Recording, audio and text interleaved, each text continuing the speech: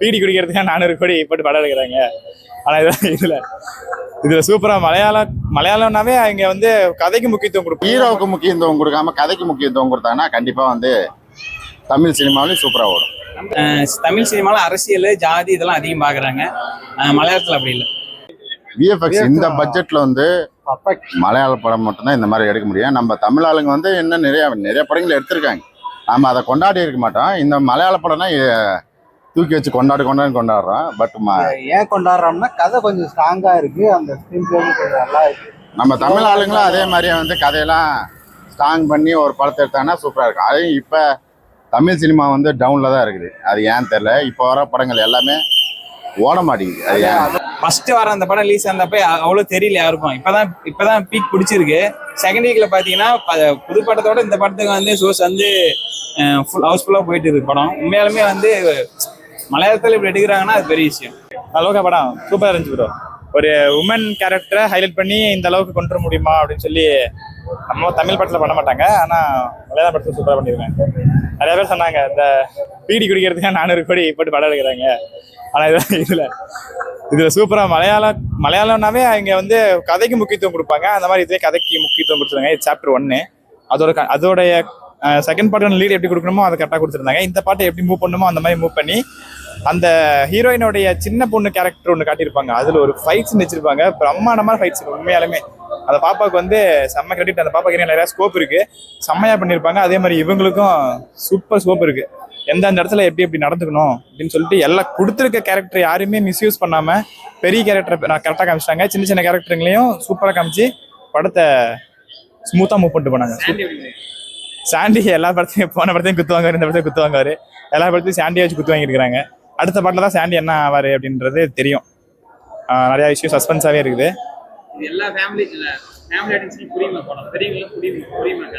பெரியவங்களுக்கு கண்டிப்பாக புரியணும். நான் சின்ன குழந்தைங்களுக்கு புரியாது, பெரியவங்களுக்கு கண்டிப்பாக புரியும். ஆனால் உட்காந்து படத்தோட ஃபோக்கஸ் ஃபுல்லாக படத்தில் வச்சு பார்த்தா நம்மளுக்கே புரியும். நம்மளுக்கு ஒரு இடத்துல புரியாது, நம்மளே மிஸ் பண்ணிட்டோன்னா புரியாது. அதே மாதிரி தான் எங்களுக்கும். எல்லாருமே வந்து படத்தை ஃபோக்கஸ்டாக பார்த்தா கதை சூப்பராக புரியும். அதுல பிளாஷ்பேக்ல வந்து கதையெல்லாம் சொல்லுவாங்க. அதெல்லாம் புரிஞ்சுக்கிட்டு அவங்க எதுக்காக அந்த கதை போகுது அப்படின்றத புரிஞ்சுக்கலாம்.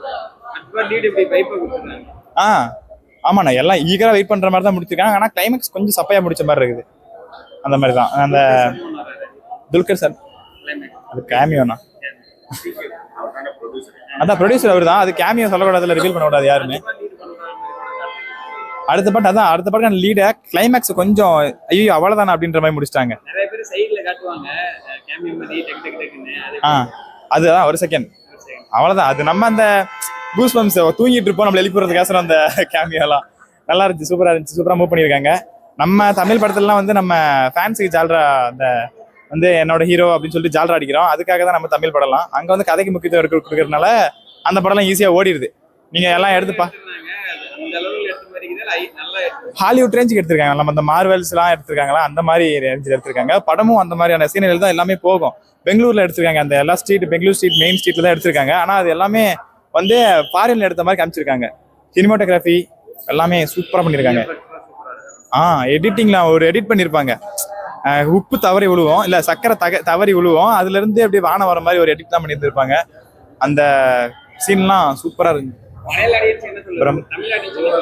தமிழ் ஆடியன்ஸ் எது சொன்னாலும் நம்ம என்ன சொல்றேன்னு காதுல வாங்க மாட்டாங்க. அவனுக்கு நம்மள என்ன சொல்லிக்கிட்டு நம்ம எது சொன்னாலுமே வந்து அவனுக்கு நம்ம எது சொல்றோம்னா நம்மள சொல்ல போறானுங்க. அது மட்டும் தான் அவனுக்கு மைண்ட் செட்ல எது தப்பு சொல்றான் அப்படின்றது மட்டும் தான். அவன் என்ன சொல்றான்றது கேட்க மாட்டானு. அதனால நம்ம தமிழ் ஆடியன்ஸ் பத்தி பேசுறது சிம்பிளி வேஸ்ட். மலையாள ஆடியன்ஸுக்கு ஓகே படம் சூப்பர். லோகா படம் உண்மையில சூப்பரா இருக்குது ப்ரோ. ஒரு ஃபீமேல் ரோலுக்கு இம்பார்ட்டன்ட் கொடுத்து எடுத்தது பெரிய விஷயம். ஸோ மலையாளத்தில் வந்து சூப்பராக பண்ணியிருக்காங்க. அந்த ரொம்ப நல்லா ஃபீல் பண்ணுறேன். இந்த விஷுவல்லாம் சூப்பராக இருந்தது. சாண்டி வந்து வில்லன் ரோல் சூப்பராக பண்ணியிருந்தார். அந்த வர தீம் பேக்ரவுண்ட் மியூசிக் பார்த்தீங்கன்னா சாண்டிக்கு நல்லா பொருந்திருது. சாண்டி இது மாதிரி நெகட்டிவ் ரோலே அவருக்கு செட் ஆயிடுச்சு. ஹீரோவா ஒரு படம் நடிச்சாரு, அது செட் ஆகல. ஆனால் வந்து வில்லன் ரோலுக்கு வந்து அவருக்கு அடாப்டா இருக்கு. தமிழ் டைரக்ஷன் நிறைய ட்ரை பண்ணுறாங்க. ஆனால் அது வந்து அது ஒரு படத்தை எடுத்து கஷ்டப்பட்டு தான் எடுக்கிறாங்க. அது அவுட்புட் சரியா வரதில்லை. அதுக்கு ரீசன் பார்த்தீங்கன்னா ப்ரொடியூசர் ரிலேட்டிவ் இறக்குறது, எங்கள் சன் யாராவது சீன்லாம் போடுறது, அது மாதிரி ஏதாவது இடையூறு பண்ணிடுறாங்க ப்ரொடியூசர்ஸ்லாம். ஆனால் இந்த மலையாளத்தில் அப்படி இல்லை. கதைக்கு தகுந்த மாதிரி ஒரு கேரக்டரை இம்ப்ளிமெண்ட் பண்ணுறாங்க. அதுக்கு சாண்டியே தேவைதான். ஆனால் சாண்டி வந்து இங்க ஒரு ஆள் தேவைன்னு சொல்லி எடுத்து போட்டிருக்காங்க. சாண்டி அந்த அளவுக்கு கரெக்டா வந்து நடிச்சிருக்காரு. கம்மி பட்ஜெட்னு சொல்லி அந்த அளவுக்கு தெரியல படம் பார்த்தீங்கன்னா. அந்த அந்த ஒரு வேற இங்கிலீஷ் படம் பார்க்குற மாதிரி தான் ஒரு ஃபீல் வருது படம் பார்க்கும்போது. நமக்கு வந்து தமிழ் பட சாயிலே வரல. தமிழ் டப்பிங்கே சூப்பராக கொடுத்துருந்தாங்க.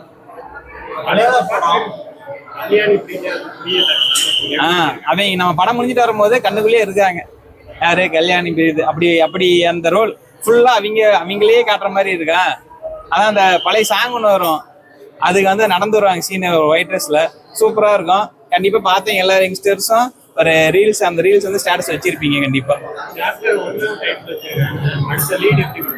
லீடு பாத்தீங்கன்னா இதுக்கு முன்னாடி நடக்கிற மாதிரி காட்டலாம். ஏன்னா அந்த அந்த லேடி வந்து ஒரு 100 அதிக வயசுன்னு சொல்லுவாங்க. அதான் 100-200 வயசு மேல இருக்கு. அந்த பொட்டி சாண்டிய அந்த பொட்டியில் க்ளோஸ் பண்ணும்போது பாத்தீங்கன்னா நிறைய பொட்டிக்கிற மாதிரி இருக்கும். அந்த ஒவ்வொரு பெட்டி தான் ஒவ்வொரு சாப்டர். அது மாதிரி கேரக்டர் ஒவ்வொரு ஒரு 100 வருஷத்துக்கு ஒரு டைம் வர மாதிரி காட்டுறாங்க. இது சீரீஸா போகும், 5 சீரீஸ் மேல போகும். பிஎஃப்எக்ஸ்லாம் சூப்பரா இருந்துச்சு ப்ரோ. இங்கிலீஷ் படம் காப்பின்னு தான், ஆனா தமிழ்ல பாக்குறது நல்லா இருக்கு. நீங்க நம்ம ஆளுங்க பண்றது பாத்தீங்கன்னா நல்லா இருக்கு. மலையாளத்துக்கு மின்னல் முறையில் ஒரு படம் வந்தது, அது தியேட்டர்ல வரல. தியேட்டர்ல வந்திருந்தா சூப்பரா இருந்திருக்கும். அது ஓடிட்டு தான் வந்தது. அதே சூப்பரா விஎஃப்எக்ஸ் எல்லாம் பண்ணியிருந்தாங்க. அந்த அளவுக்கு படம் இருக்கு. அதான் தமிழ்ல பாத்தீங்கன்னா கேரக்டர் இருக்கும். அந்த ப்ரொடியூசர் இவங்கெல்லாம் வந்து ஹீரோக்கு தான் வந்து இம்பார்ட்டன்ட் கொடுக்குறாங்க. நல்ல கதைக்கு வந்து யாரும் இம்பார்ட்டன்ட் கொடுக்கறது இல்லை. இதுல அரசியல் வருது. தமிழ் சினிமால அரசியல், ஜாதி இதெல்லாம் அதிகம் பாக்குறாங்க. மலையாளத்துல அப்படி இல்லை.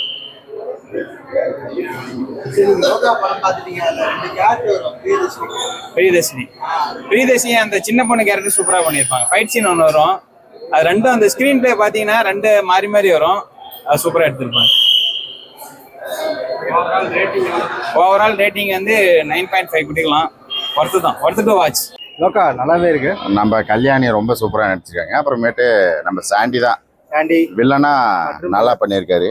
நம்ம இப்போ ஏதோ ஒரு படம் ஸ்பைடர்மேன் ஒரு படம் வந்துச்சு, அந்த படம் மாதிரி வெனமோட கடைசி பாட்டு வந்து பார்த்தீங்கன்னா அந்த பவர் வந்து இன்னும் வில்லனுக்கே போய் சேர்ந்துடும். அது மாதிரி இதுலயும் போய் சாண்டிக்கு போய் சேர்ந்துடும் வில்லன். அந்த அந்த பவரு ஆனா போட்டு தள்ளிடுவாங்களே கடைசியா. அதான் போட்டு லியோல அடி வாங்காது, இதில் வாங்கிற போறாரு. வாங்குன்னு வாங்கினாரு. ஆனா ஆமா, நிறைய படங்கள் தெரியவே மாட்டேங்குது. இப்படிலாம் ஒரு படம் வந்துருக்குதான்னு நம்ம போஸ்ட்டை பார்த்து இல்லைன்னா ஹெச்டி பிரிண்ட் வரப்பதான் தெரியுது. அந்த இந்த மாதிரி படம் படத்துல 4 படம் பார்த்தாச்சு, நீங்க ஆடி பார்க்கவே இல்லை. ஆனா ஓவராலா 1 வீக்குக்கு ஆஃப்டரும் இந்த அளவுக்கு கூட்டம் இருக்குதுன்னா கதை ஸ்ட்ராங்கா இருக்குன்னு அர்த்தம். எல்லாத்துக்கும் பிடிச்சிருக்குது. பாசிட்டிவ் சொன்னாலும் அடிக்கிறானுங்க, நெகட்டிவ் சொன்னாலும் அடிக்கிறானுங்க. அதனால படம் ஓடிட்டு இருக்கு. அவங்கதான் மெயின். அவங்க இல்லைன்னா காளி சொல்லுவாங்க இல்லையா நம்ம ஊர்ல, அந்த மாதிரி அந்த கேரக்டர் அவங்க. ஆனா வெனம் தான்டா. வெனமே இல்லைன்னா வேம்பயர் சொல்லுவான்ல, வேம்பயர் தான் ஃபுல்லா. ஆனா வேம்பயர்னு சொன்னா அவங்க கேட்க மாட்டேங்கிறாங்க. மலையாளத்துல அப்படி ஒரு காடு இருக்குது. அந்த அந்த கதையெல்லாம் தெரிஞ்சுட்டு வந்து இந்த படத்தை பாருங்க, இன்னும் கொஞ்சம் நல்லா இருக்குன்னு சொல்றாங்க. அந்த கதைகள் நமக்கு தெரியாது. நம்ம தமிழ்ல சில கடவுளை பத்தி கேட்டாவே தெரியாது நமக்கு. மலையாளத்துல போய் எந்த கடவுளை போய் பாக்குறது? அதனால கதை டிஃப்ரெண்ட். பட்ஜெட் அவங்க இதில் பட்ஜெட் தான் ரொம்ப ரொம்ப கம்மியா இருக்கும். ஆனா குவாலிட்டி நல்லா இருக்கும். அவங்க இந்த மாதிரிலாம் இப்பதான் ட்ரை பண்ணிட்டு இருக்காங்க. அந்த மின்னல் முரளி அந்த மாதிரிலாம் ட்ரை பண்ணிட்டு இருக்காங்க. பட் இப்போ லோக்கா வந்திருக்குது. அதனால லோக்கா நல்லா தான் இருக்கு. ஆனா தமிழ் சினிமா வந்து ஹீரோவுக்கு முக்கியத்துவம் கொடுக்காம கதைக்கு முக்கியத்துவம் கொடுத்தாங்கன்னா கண்டிப்பா வந்து தமிழ் சினிமாவிலேயும் சூப்பரா ஓடும். ஆமா, ஆல்ரெடி சூப்பர் பவரா தான் இருக்காங்க. அப்படியே தெலுங்குல இன்னும் சூப்பர் பவரா அதிகமா இருக்குது. இங்க அடிச்சாட்டா பூமிக்கு வெளியே போய் விழுறான். அதனால அவங்களுக்கு சூப்பர் பவர் எல்லாம் தேவையில்லை, நார்மல் பவர் இருந்தா போதும். எதுவுமே இல்ல, ஆனா வந்து எல்லாமே கிரியேட் பண்ணிட்டு இருக்காங்க. அவங்க ஆல்ரெடி பண்ணி தான் பாக்குறாங்க. லோக்கான் இப்பதான் மலையாளத்துல வந்துருக்கு. அதனால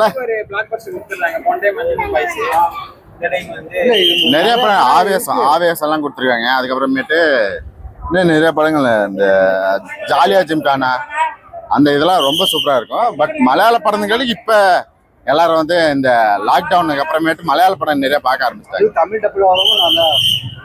டப்பில் வேற விடுறாங்களா, உட்காந்து பாருன்னு பாக்குறானுங்க. அப்புறம் தமிழ் சினிமாவை மறந்துடுறானுங்க. இதே தமிழ் சினிமாவில பண்ணியிருந்தானா ஓராயிரம் கூட சொல்லியிருப்பாங்க. பட் மலையாளத்துல பண்ணாலும் அமைதியாயிட்டாங்க. அவ்வளவுதான். அது நல்லா இருந்தா யாரு என்ன சொல்லுவாங்க, இதை நீ தமிழ்ல பண்ண யாரையா வச்சு என்னடா படம் அப்படின்னு கேட்டிருப்பான். எப்படியும் ஒரு 300-400 கோடி கொண்டு வந்திருப்பான். ஏதோ ஒரு பெரிய ஹீரோவை தான் போட்டு பண்ணி ஆகணும். இல்லைன்னா நயன்தாரா கூப்பிட்டுருப்பாங்க எனக்கு தெரிஞ்சு. அந்த மாதிரி கூப்பிட்டு பண்ணியிருப்பாங்க. அசின் கொஞ்சம் கம்பேக் கொடுத்தா நல்லா இருக்கும். அசின்லாம் அவ ஹிந்திக்கு போயிட்டாங்கல்ல. ஹிந்தியில் அவங்க அசின் இதெல்லாம் நமக்கு தேவையில்லை. லோக்கா படம் நல்லா இருக்குது. ஒரு வாரத்துக்கு மேலேயும் ஓடுது. இதே மாதிரி படங்கள் ஆமா, அந்த ஒரு பொண்ணே வந்து அடிச்சு தூக்கி போட்டு போயிட்டே இருந்துச்சு. அந்த ஹீரோக்கு வந்து அடுத்த பாட்டுல தான் கேரக்டர் கொடுப்பாங்கன்னு நினைக்கிறேன். பட் இந்த பாட்டுல அவருக்கு எதுவும் இல்லை. அந்த டிராயிங்ல வந்து ஹீரோவோட ஃபேஸ் தான் அதுல இருக்கும். அந்த பொண்ணு வந்து ஷாக் ஆகும். டக்குன்னு ஷாக் ஆகும். அந்த ஃப்ரெண்ட் வந்து ஷாக் ஆவான். நீடா அப்படின்னு சொல்றதுக்குள்ள அந்த பொண்ணு தடுத்து நிறுத்தி அடுத்துக்கு போயிடும். அதனால அடுத்தடுத்த பாட்டுல தான் என்னன்னு தெரியும். இந்த பாட்டுல வந்து எல்லாத்தையும் ரிவீல் மட்டும் தான் பண்ணியிருக்காங்க. யார் யார் என்ன கேரக்டர் பண்ணிருக்காங்க. நெக்ஸ்ட் பாட்டுல தெரியும். டிக்கு வருவாரு. டிக்கு வந்து மாஸ்லாட் பண்ணுவாரு.